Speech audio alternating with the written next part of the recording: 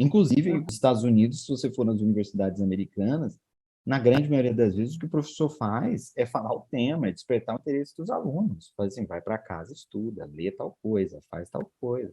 Ele vai lá, conta alguma história, ele vai lá, ele desperta o interesse, não, pergunta para os alunos, olha, o que você acha que é isso? Olha, e se você tivesse que fazer tal coisa, o que seria? Ele ouve os alunos, aí ele começa a discorrer sobre essa conversa.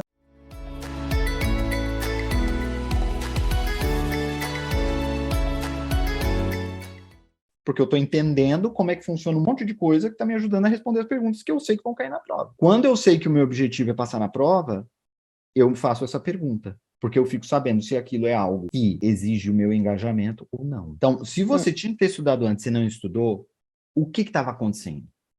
Aí é que tá. A maneira como você estava associando o estudo ao que você ia fazer era de muita dor. Estudar era algo que era obrigado, tinha que memorizar. A emoção é a ferramenta mais eficiente para a gente poder aprender. Então, sempre que a gente alia a emoção ao processo de aprendizado, a gente aprende melhor.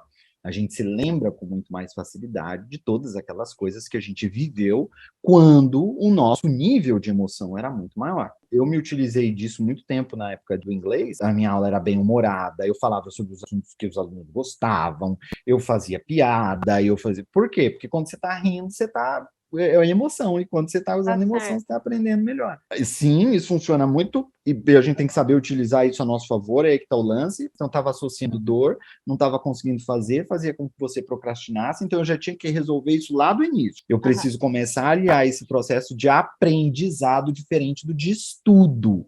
Quer dizer, eu não vou estudar, eu vou aprender. O que é que eu precisaria estar aprendendo que eu não estou aprendendo? Então, deixa eu pegar aqui, tá, tem 6 meses para a prova, ótimo, deixa eu pegar esse assunto aqui, por que eu tenho que aprender isso? O que eu tenho que fazer? Aí faço as suas perguntas e as pesquisas do jeito que eu quero, às vezes sem precisar nem abrir o livro. Inclusive, nos Estados Unidos, se você for nas universidades americanas, na grande maioria das vezes, o que o professor faz é falar o tema, é despertar o interesse dos alunos. Faz assim, vai para casa, estuda, lê tal coisa, faz tal coisa.